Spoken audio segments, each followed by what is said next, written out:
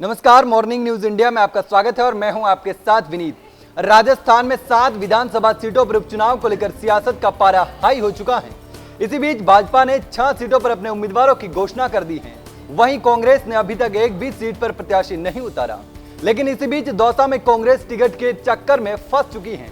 जी हाँ, इसी सीट पर किरोड़ी लाल मीणा के भाई को टिकट देने के बाद यहाँ से कांग्रेस की सियासी गणित पूरी तरीके से बिगड़ चुकी है। तो चलिए जानते हैं कि आखिर यहाँ से क्या कुछ होने वाला है। दरअसल राजस्थान में 7 विधानसभा सीटों पर उपचुनाव की घोषणा के बाद भाजपा ने दौसा सीट पर पूर्व राजस्थान के कद्दावर नेता और भजनलाल सरकार में मंत्री किरोड़ी लाल मीणा के भाई जगमोहन मीणा पर दांव खेलते हुए उन्हें टिकट दिया है। राजस्थान की इस चर्चित सीट पर प्रदेश भर की निगाहें हैं, क्योंकि लोकसभा चुनाव में भाजपा ने यहां से जीतने के लिए एडी से चोटी का जोर लगा दिया था।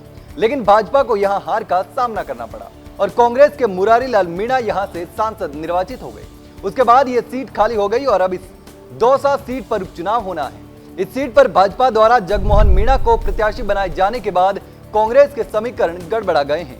वहीं अब दौसा सीट से उपचुनाव लड़ने की इच्छा व्यक्त करने वाले हरिकेश मीणा का वीआरएस मंजूर कर लिया गया है। पीडब्ल्यूडी विभाग में मुख्य अभियंता हरिकेश ने दौसा से उपचुनाव लड़ने के लिए स्वैच्छिक सेवानिवृत्ति लेने का आवेदन किया था। अब संयुक्त शासन सचिव कमल मीणा ने हरिकेश के स्वैच्छिक सेवानिवृत्ति को मंजूरी दे दी है।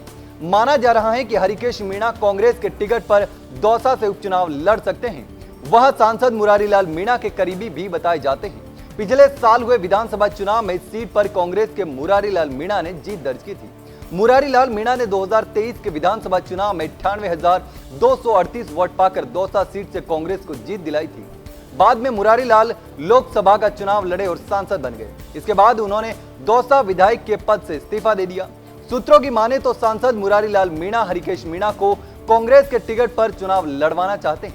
लेकिन इस सामान्य सीट पर भाजपा ने पहले ही एसटी कैंडिडेट का नाम घोषित कर दिया है, जिससे अब कांग्रेस के पास सामान्य उम्मीदवार और एसटी के बीच उम्मीदवार को टिकट देना मजबूरी बन गया है।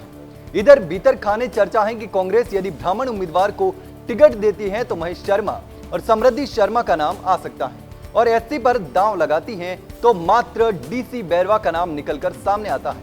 इसी बीच उठापटक के चलते कांग्रेस की तरफ से टिकट डिक्लेयर होने में देरी होती नजर आ रही है। माना तो यह भी जा रहा है कि कांग्रेस कहीं न कहीं नए प्रत्याशी का विकल्प ढूंढने में लगी है। इधर हरिकेश मीणा भी वीआरएस लेकर चुनाव लड़ने की तैयारी कर चुके हैं। अब कांग्रेस यदि किसी और को प्रत्याशी बनाती है तो दौसा विधानसभा उपचुनाव में त्रिकोणीय मुकाबला होने की पूरी संभावना है। हालांकि अब देखना होगा कि किस उम्मीदवार पर पार्टी भरोसा जताती है और कौन यहां से बाजी मारता है। क्या किरोड़ी लाल मीणा इस सीट पर अपने भाई की इज्जत बचा पाते हैं या फिर कांग्रेस बाजी मार सकती है।